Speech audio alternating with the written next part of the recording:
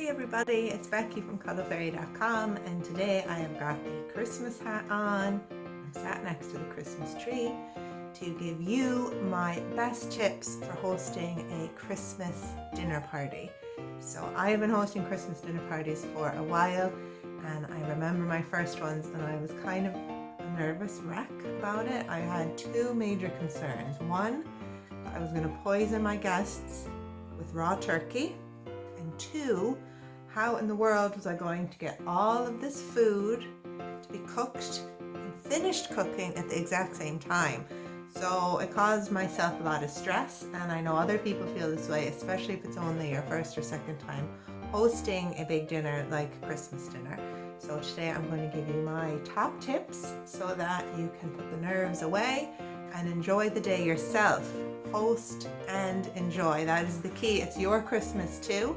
You should be able to sit back and relax and have fun and not be feeling nervous all day. So that brings me to tip number one, which is don't stress out, okay? Your mindset really is important. So keep it positive. Tell yourself, I am going to do a great job. Of course I know what to do hosting.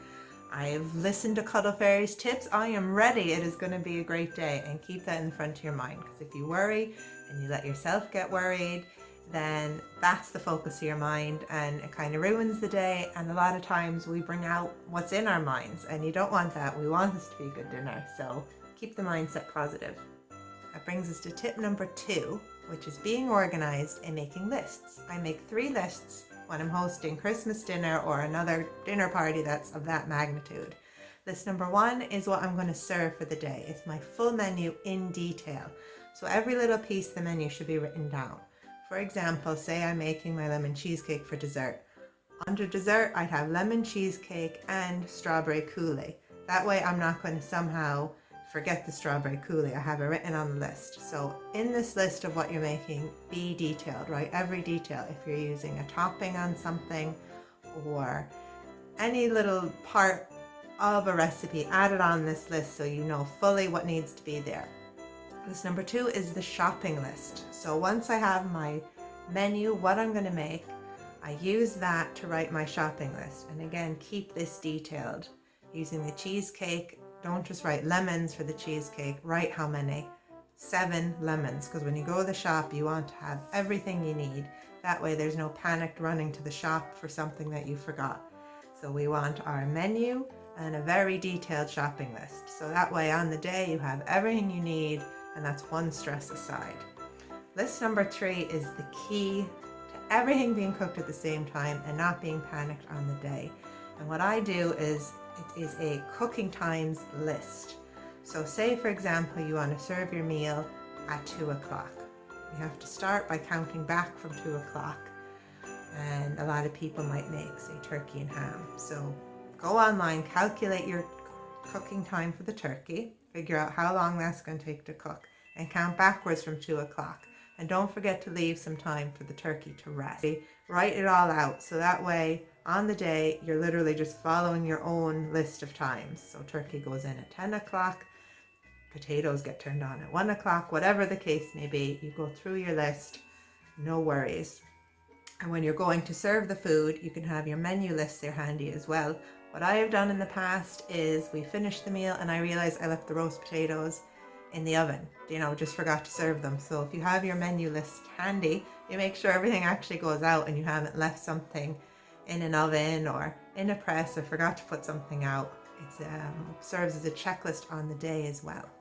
Tip number 3 is to get as much done as humanly possible in advance of Christmas Day. So I usually spend my Christmas Eve preparing for Christmas Day, and do absolutely everything that you can on that day, because then on Christmas Day you're not in a panic that stuff isn't going to get done, and you can enjoy your day as well, because it's Christmas, it's your day too. You shouldn't be stressed out all day. And for me, I don't like peeling vegetables on Christmas. I don't like having to do that part. I have no problem turning everything on and monitoring the cooking, but I like to get my prep done the day before. So I peel my potatoes the day before and I put them in a pot and cover the pot with water. And that way they stay fresh. On Christmas Day, I just drain out the old water, put in fresh, and I'm away. Same with all of my veg.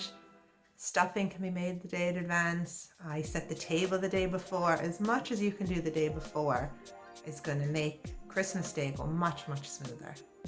Tip number 4, accept help from your guests. If someone says, I'd love to bring dessert, say thank you, that would be fantastic, and let them bring the dessert. If someone wants to bring a side dish, let them bring it. Accept the help on the day. If people come and help you wash up, let them. People want to help, and it's going to make it easier for you and easier for you to enjoy the day. And my 5th and final tip has to do with actually serving the food. Again, it'd be great to get someone to help. So we usually have 3 people on serving. My husband is carving meat, and myself and someone else, it's usually my mother-in-law, if she's here, or one of the other guests will come up with me and scoop all the side dishes on. My husband puts the meat on and the plates go down to the table.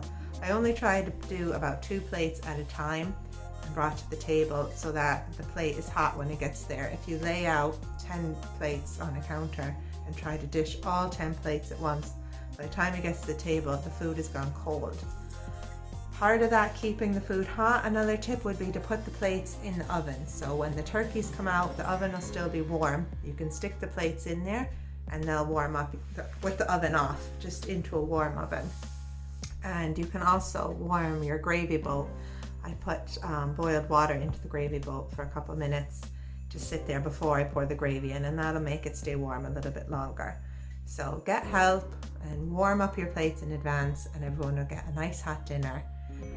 Not everyone, if you have a big crowd, not everyone will get served at once, but that's just how it goes with the big crowd. The other option with serving is to let people take it themselves, and that's what I grew up with, everyone self-served, but and that is handy, and the food stays hot that way as well. Just have people come up.